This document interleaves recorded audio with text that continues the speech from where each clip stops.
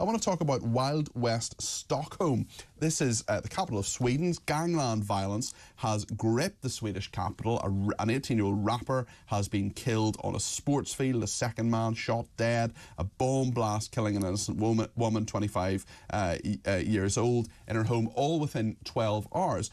And actually there has been massive changes in Sweden in recent years, and Stockholm is a place I visited and I saw it as a very sort of peaceful, pretty prosperous place, but things are definitely changing. Why are they changing? Well, let's talk to Charlie Weimers, who is a Swedish politician, member of the European Parliament. Charlie, you're very welcome to Talk TV this morning. How are you?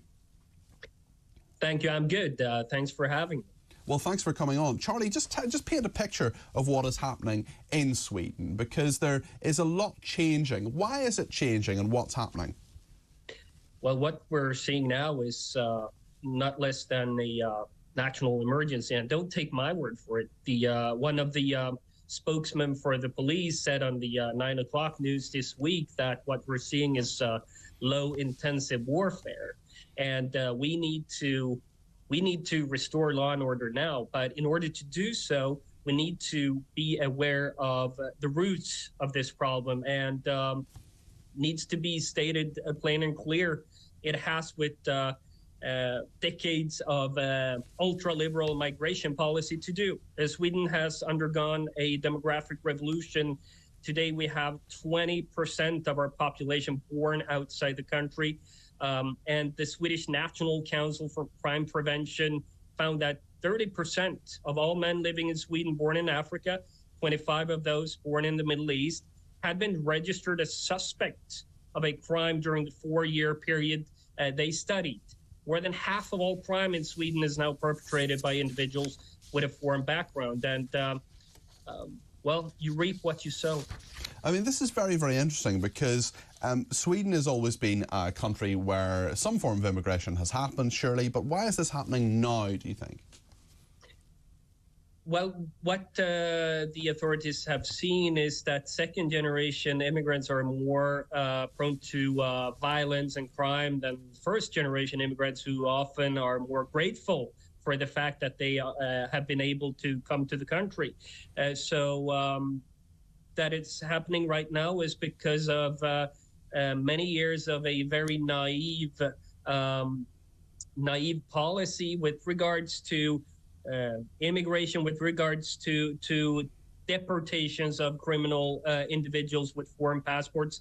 It just didn't happen, with very, very low punishments, low penalties for gang members, a whole range of combined factors leading up to this. And finally now we are starting to do something about it. But I mean, it's very late in the process, and you even see infiltration into the justice system by organized gangs, placing lawyers, prosecutors, being related to these networks. For instance, this Foxtrot network that has been on this shooting spree in Stockholm the latest weeks.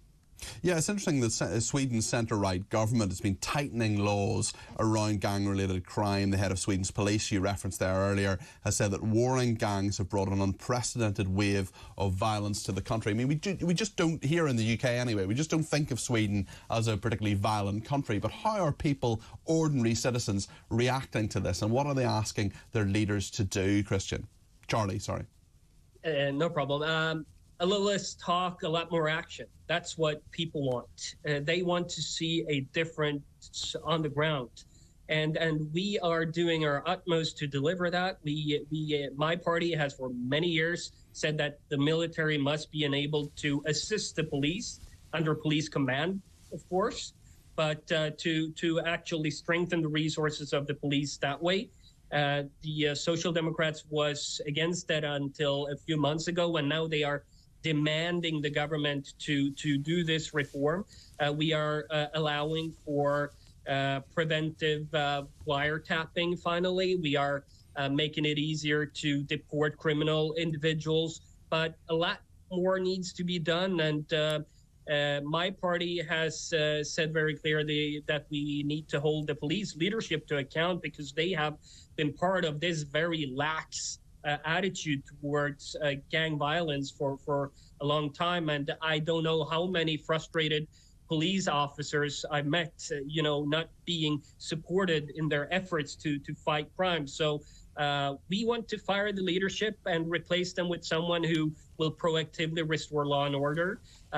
We also think that we need to emulate Denmark as stop and frisk in no-go zones, double the punishment of gang criminals, and emulate the UK by introducing widespread use of CCTV. RICO laws, and we're looking are there, I mean, you mentioned all options right now. Charlie, you mentioned the United Kingdom there. Are there lessons, you're learning some lessons in terms of CCTV from the UK, but obviously we have migrants arriving on our shores almost every day on small boats, and a lot of them are people who we just don't know where they're from or what their backgrounds are. What lessons do you think the UK can learn from Sweden, or maybe there aren't lessons to learn? Well, there are lessons to learn on how not to do.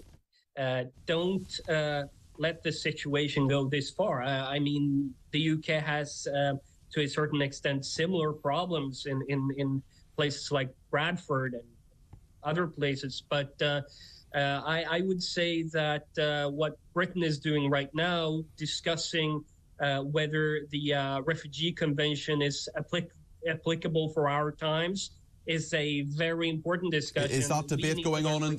Is that debate on the European Convention on Human Rights and the 1951 provisions? Is that going on in Sweden as well?